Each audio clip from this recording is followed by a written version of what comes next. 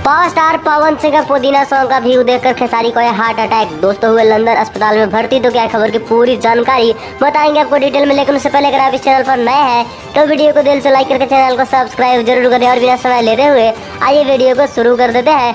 दोस्तों power star Pawan Singh का इन दिनों एक गाना सोशल मीडिया पर काफी तेजी से वायरल हो रहा है, जिस गाने का टाइटल है ले लो पुदीना 2।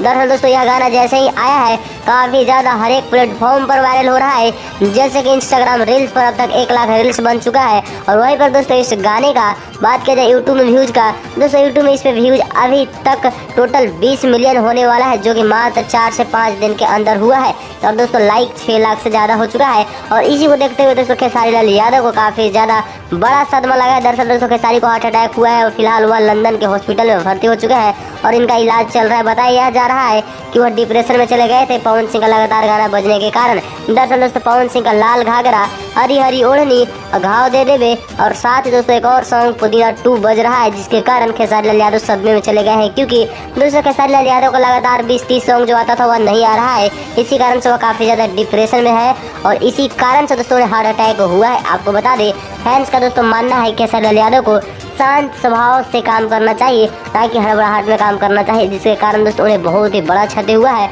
और ऊपर से दोस्तों कीर्ति यादव का मैटर काफी ज्यादा बड़ा है। और दोस्तों आप सब उम्मीद कीजिए, भगवान से प्रार्थना कीजिएगा जल्दी से जल्दी खेसारी लाल यादव ठीक हो जाए।